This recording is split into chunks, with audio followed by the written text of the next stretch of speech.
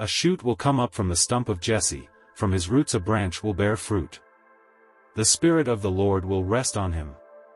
The Spirit of wisdom and of understanding, the Spirit of counsel and of might, the Spirit of the knowledge and fear of the Lord. And he will delight in the fear of the Lord. He will not judge by what he sees with his eyes, or decide by what he hears with his ears, but with righteousness he will judge the needy, with justice he will give decisions for the poor of the earth. He will strike the earth with the rod of his mouth, with the breath of his lips he will slay the wicked. Righteousness will be his belt, and faithfulness the sash around his waist. The wolf will live with the lamb, the leopard will lie down with the goat, the calf and the lion and the yearling together, and a little child will lead them. The cow will feed with the bear, their young will lie down together, and the lion will eat straw like the ox. The infant will play near the cobra's den, and the young child will put its hand into the viper's nest.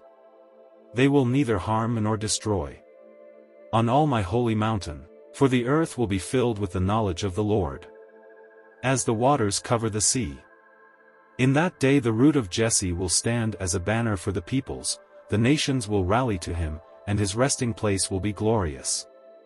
In that day the Lord will reach out his hand a second time to reclaim the surviving remnant of his people from Assyria, from Lower Egypt, from Upper Egypt, from Cush, from Elam, from Babylonia, from Hamath and from the islands of the Mediterranean. He will raise a banner for the nations, and gather the exiles of Israel. He will assemble the scattered people of Judah from the four quarters of the earth.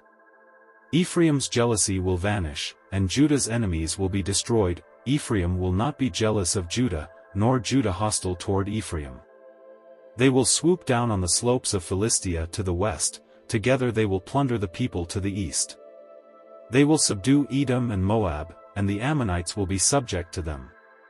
The Lord will dry up the gulf of the Egyptian sea, with a scorching wind he will sweep his hand over the Euphrates River. He will break it up into 7 streams, so that anyone can cross over in sandals. There will be a highway for the remnant of his people that is left from Assyria, as there was for Israel when they came up from Egypt.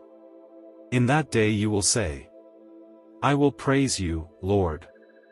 Although you were angry with me, your anger has turned away, and you have comforted me. Surely God is my salvation. I will trust and not be afraid. The Lord himself, is my strength and my defense, he has become my salvation. With joy you will draw water from the wells of salvation. In that day you will say, give praise to the Lord, proclaim his name, make known among the nations what he has done, and proclaim that his name is exalted. Sing to the Lord, for he has done glorious things. Let this be known to all the world. Shout aloud and sing for joy, people of Zion, for great is the Holy One of Israel among you. A prophecy against Babylon that Isaiah son of Amoz saw. Raise a banner on a bare hilltop, shout to them, beckon to them to enter the gates of the nobles. I have commanded those I prepared for battle, I have summoned my warriors to carry out my wrath, those who rejoice in my triumph. Listen, a noise on the mountains, like that of a great multitude. Listen, an uproar among the kingdoms, like nations massing together. The Lord Almighty is mustering an army for war. They come from faraway lands, from the ends of the heavens. The Lord and the weapons of his wrath, to destroy the whole country. Wail, for the day of the Lord is near, it will come like destruction from the Almighty. Because of this, all hands will go limp, every heart will melt with fear. Terror will seize them, pain and anguish will grip them, they will writhe like a woman in labor. They will look aghast at each other, their faces aflame. See, the day of the Lord is coming. A cruel day, with wrath and fierce anger, to make the land desolate, and destroy the sinners within it. The stars of heaven and their constellations will not show their light, the rising sun will be darkened, and the moon will not give its light. I will punish the world for its evil, the wicked for their sins. I will put an end to the arrogance of the haughty, and will humble the pride of the ruthless. I will make people scarcer than pure gold, more rare than the gold of Ophir. Therefore I will make the heavens tremble, and the earth will shake from its place. At the wrath of the Lord Almighty, in the day of his burning anger. Like a hunted gazelle, like sheep without a shepherd, they will all return to their own people. They will flee to their native land. Whoever is captured will be thrust through, all who are caught will fall by the sword. Their infants will be dashed to pieces before their eyes, their houses will be looted and their wives violated. See, I will stir up against them the Medes, who do not care for silver, and have no delight in gold. Their bows will strike down the young men, they will have no mercy on infants, nor will they look with compassion on children. Babylon, the jewel of kingdoms, the pride and glory of the Babylonians, will be overthrown by God, like Sodom and Gomorrah. She will never be inhabited, or lived in through all generations. There no nomads will pitch their tents, there no shepherds will rest their flocks.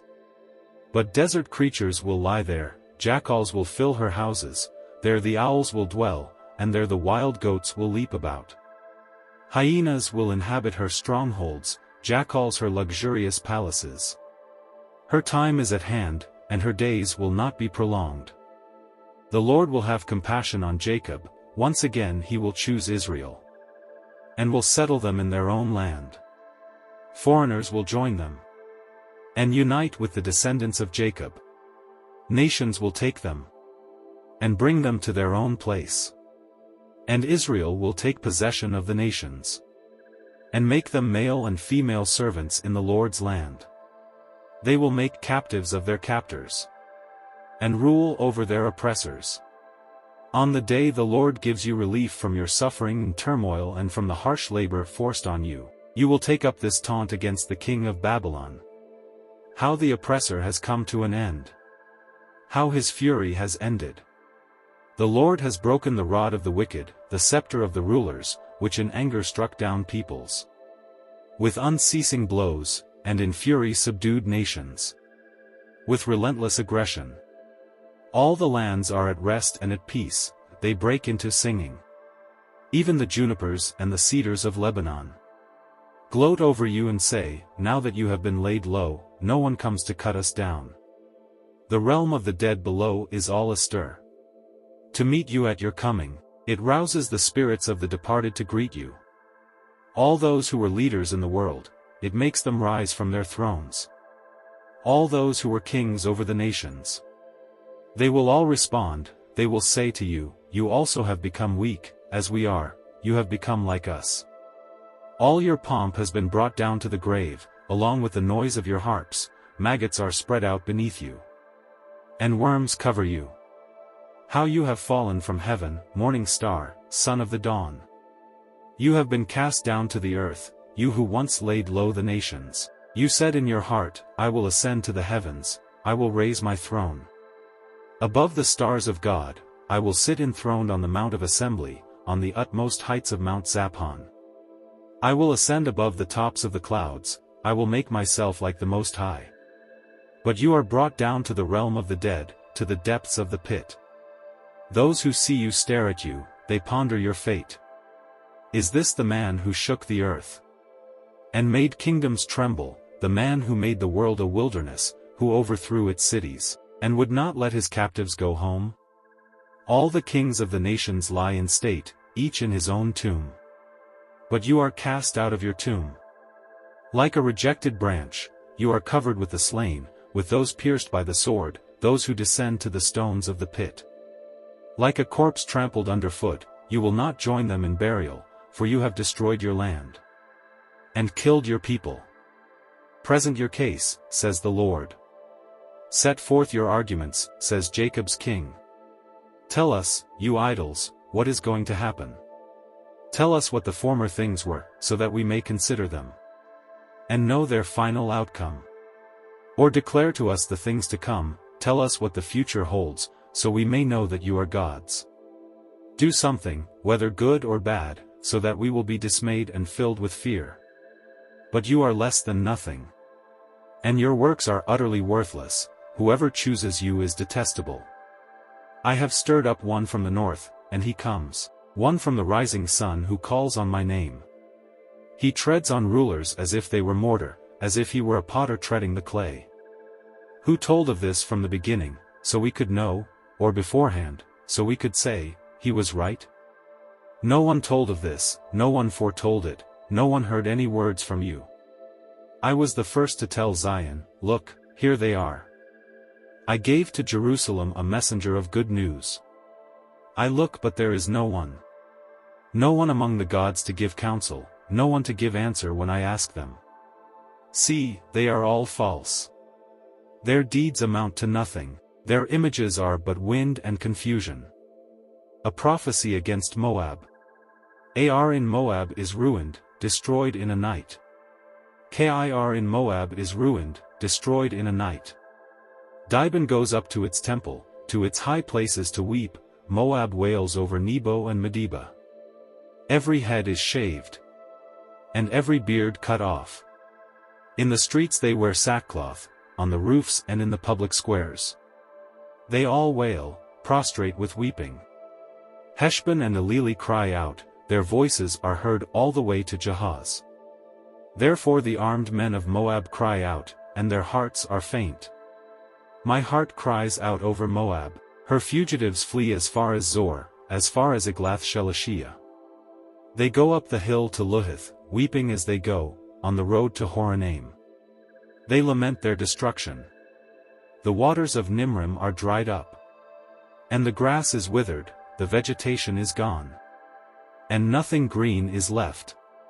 So the wealth they have acquired and stored up, they carry away over the ravine of the poplars. Their outcry echoes along the border of Moab, their wailing reaches as far as Eglaim, their lamentation as far as Beer Elim. The waters of Dimon are full of blood, but I will bring still more upon Dimon. A lion upon the fugitives of Moab, and upon those who remain in the land.